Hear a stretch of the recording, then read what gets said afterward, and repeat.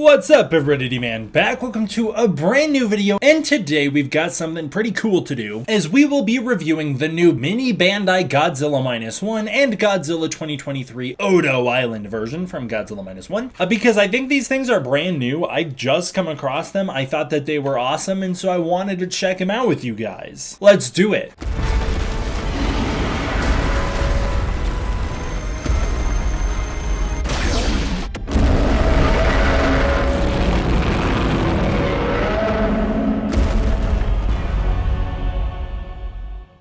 Not that you'd be able to see it, but just off screen, I set up a brand new Godzilla -1 shelf, and I was hoping to populate it with a bunch of my Godzilla -1 Bandai figures and whatever else, but unfortunately, actually, most of them don't fit up there. Figures like this guy, my Bandai Movie Monster Series Godzilla -1 2023 movie theater exclusive version, was meant to take center stage on there, and he just can't because his dang tail's just too long. The only figures who can go on that thing are figures who I can curve and whose tails I can curve to get them out of the way, like this guy, the Super 7 Godzilla -1, who you can see me review on the channel right now. These are the only ones that could go on there. So I cannot even explain to you how hyped I was to find these two new Godzilla -1 Bandai figures to go on that shelf to populate that thing. That's so perfect. Such perfect timing. So let's check them out. Starting out, I really like the box art. It's a Bandai Godzilla, so I'm totally chill with the Bandai Godzilla being on the box art. I love that the background has some of Godzilla's iconic foes like King Ghidorah, Rodan, and Mothra. That's very cool. And the back of the box reveals there is a Godzilla 54, Mechagodzilla 74, and then the two -1 figures, which is really neat because on the back of the 54 translucent version, I was only made aware that there was a Mechagodzilla and a Godzilla 54, so I didn't even know these other two existed, but that is so hype. Oh, there's also a Mechagodzilla on the back of here as well. He kind of hides behind Godzilla back there. Oh, this is sick. They've got a Godzilla -1 down here too. I didn't even notice that. That is so cool. How interesting. So here he is out of the box. Wonderful little figure. First of all, it's a Bandai Godzilla figure, so it's just got this super nice in-hand feel. It's a really nice soft vinyl plastic, so it's just got a really nice feel. It feels indestructible as well, which is fantastic. And the sculpt is just perfect. I love it, man. It's a little Godzilla, so like you can't be overly critical about it, but it's a miniaturized version of the Bandai Movie Monster Series Godzilla 2023, who has a really, really nice sculpt. It's very clear that for the Bandai Movie Monster Series,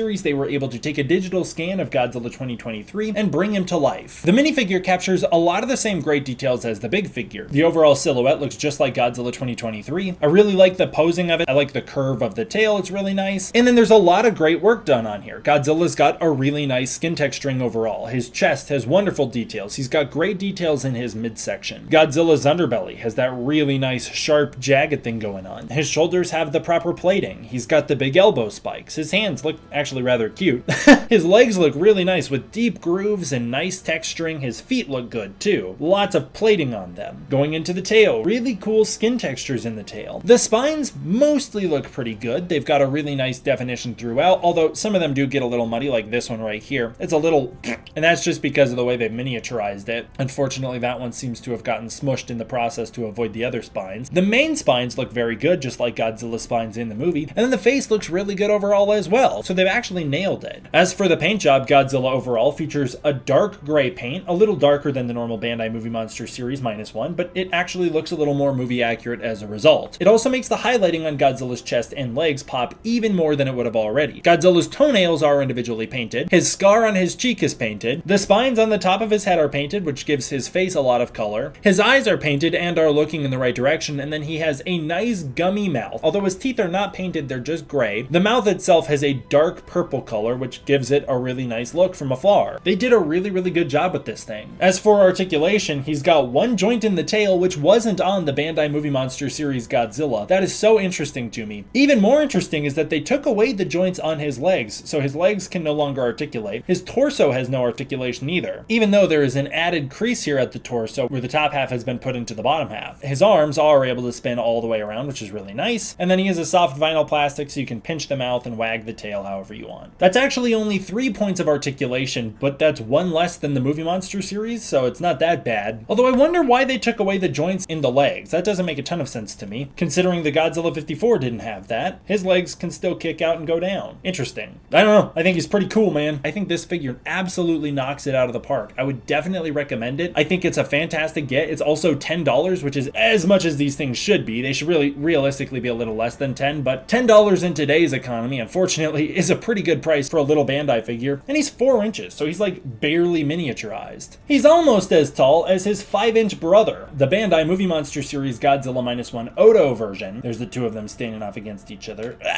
Actually looking like a fierce competition here. Godzilla may lack the size and mass, but he's got the power to make up for it, whereas the Godzillasaurus just don't. So there's those dudes. And then here's Godzilla next to the Bandai Movie Monster Series version. As you can see, he's got a much darker paint job, which does bring out the highlights even more. And you can see why they've given him the gummy dark mouth, because that's what he has on the big one. But whereas the big one has painted teeth, and the mouth is a lot more easy to emphasize because you're so much closer to it, and he's so much bigger, the smaller one makes up for it by creating some broader details. The silhouettes overall do look very similar, and you can see that this is a direct adaptation of the same model, but you can also see where they've made some changes, like to the spines themselves, and actually the curvature of the tail, which is interesting to me. But there's those guys. Fantastic little pair here. And then for funsies, just in case you're wondering, he is just absolutely overshadowed, disappears into the Super 7 Godzilla -1. Enormous figure here. There's the difference in those dudes. Whoa. And then here's the Godzilla 54 translucent against the Godzilla -1. Similar size, Godzilla 54 actually looks a little more imposing. He's got a little more bulk to him, doesn't he? But pretty cool right next to each other. I love this. I love the new line. Good job, Toho. Godzilla series, I'm here for it. I think that this is a really solid little figure. I'm very happy with it. For a mini Bandai Godzilla, I'm happy to give this thing a 9 out of 10. I just wish they left the leg articulation. That would have been nice. Great job. Now let's check out the Godzilla Odo version. The box overall, it's the same box. Pretty cool. It would have been cool if they had an Odo Godzilla down here, but I understand there's no real official render for him, so this one works just fine. But there's the dude looking great. Let's get him out. He looks great overall. They've also done a wonderful job adapting the sculpt of the Godzillasaurus, which is what I'm going to continue to call this guy, from Godzilla -1. He looks great overall. I love it.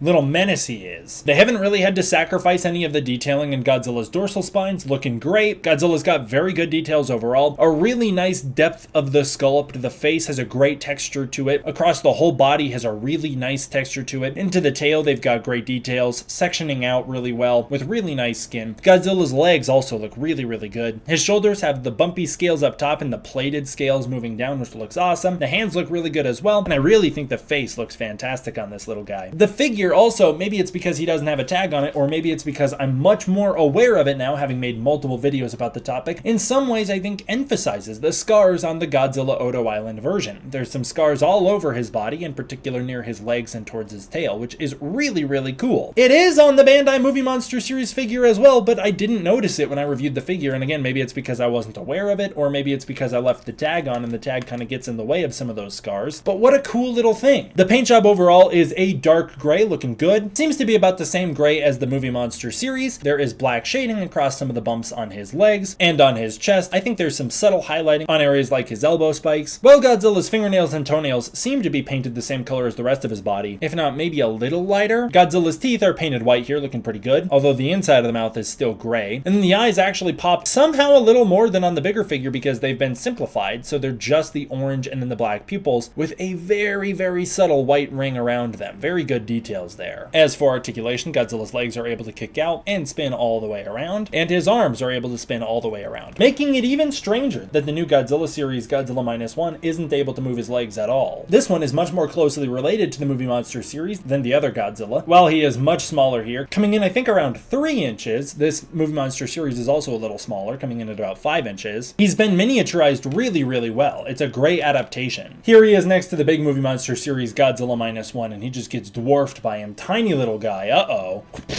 I don't know why Godzilla would do that, but he probably would, honestly. He's a mean guy. And then here he is next to the Godzilla -1 from Super 7, just getting absolutely dwarfed by him. Huge figure right here. And here he is coming in at about an inch shorter than the new Godzilla Monster Series Godzilla -1. Just a tiny bit shorter, and that's the pairing right here. From one evolution to the next, the monsters unite. I love this, dude. I'm so happy they made this. And then finally, here he is next to the translucent 54, just for fun. I'm gonna give this one a 10 out of 10. I don't really think there's much more you could have done with this guy. It's just a wonderful adaptation of the larger figure, and I think Toho really killed it with this thing, so great job. Do you have either of the new Godzilla Monster Series Bandai figures? If so, comment below and let me know what you think of them. Do you like that Bandai's doing these kind of smaller figures now? Miniaturized versions of their movie monsters. I think it's really cool. Not only does it make them more accessible because they're $10, they're much cheaper, but also it makes them a little more collectible as well because they take up a lot less space. So by shrinking them by about 2 inches each, you wind up being able to collect a lot more and they become a lot more accessible. I think it's really fantastic. Either way, I'd love to hear your thoughts, so comment below and let me know. As always, I want to give a huge thank you to my patrons over on Patreon. It is through the support of the patrons on Patreon that I'm able to continue to make videos like this for you guys. If you want to support the Patreon, you can use the link in the description below where you can get early access to content, access to the Discord community, and more. Thank you so much for watching. I hope you enjoyed. I will see you all next time for the next one. D-Man,